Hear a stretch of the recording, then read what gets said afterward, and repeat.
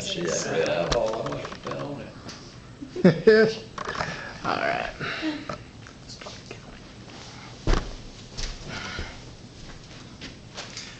Good afternoon, everybody, and thank you for coming.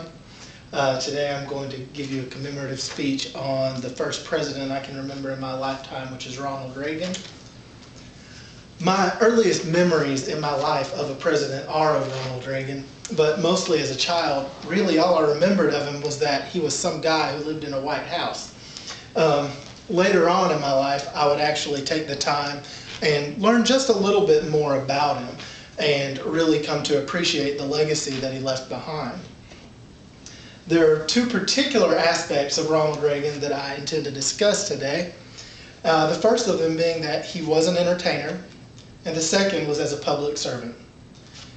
Coming to be an entertainer didn't come easy to Mr. Reagan.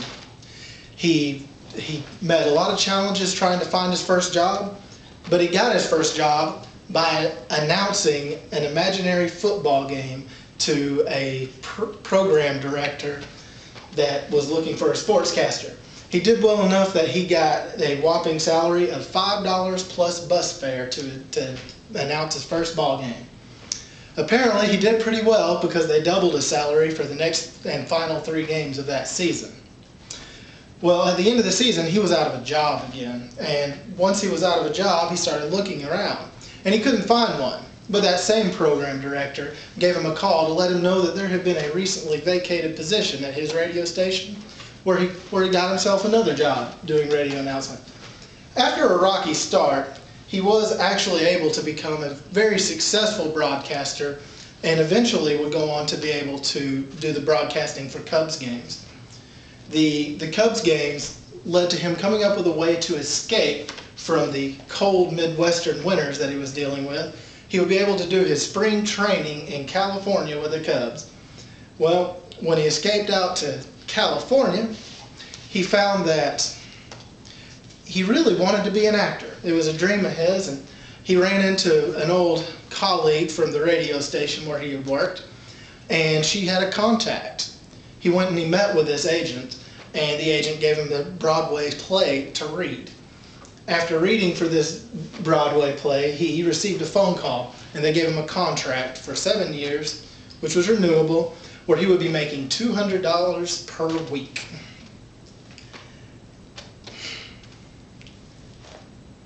After he had been in acting for quite some time, he was drafted into the Army. During his time in the Army, he came face to face with bureaucratic wastefulness in government. And for an example, one time he needed to destroy records, old obsolete records that had no functional or historical value. And he went through the proper channels to request to empty out the filing cabinets in the warehouse to use them for more appropriate wartime purposes, and his request was approved, provided that he first made copies of all of the records he was going to destroy. Needless to say, that was one of the most shining examples of government efficiency. Yeah. After the war, he found himself speaking out against, rather than the wastefulness and inefficiencies at first, he found himself speaking out against the neo-fascism and later on the communism that seemed to infect Hollywood of the day. Eventually, he would note that America had seemed to slip into a sort of a quiet socialism with exorbitant taxes and extreme regulations that kept businesses from really being able to manage themselves as businesses. It was also during this time that he met Nancy Davis, a young lady who one day would be the First Lady of the United States. He got a job working for General Electric, doing a TV program, and he also, as part of that job, he had to go around and talk to the employees of GE. The GE employees, one group of them in particular, had actually started some charitable contributions. Mr. Reagan commended them for what they had done and talked about the greatness of people doing good works rather than waiting for government to do it.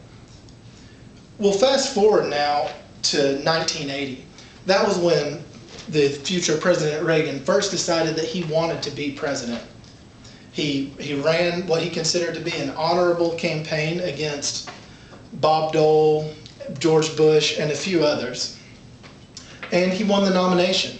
And he would go on to defeat the incumbent, Jimmy Carter, with a message of America can actually do something. It didn't have to get worse. It could get better.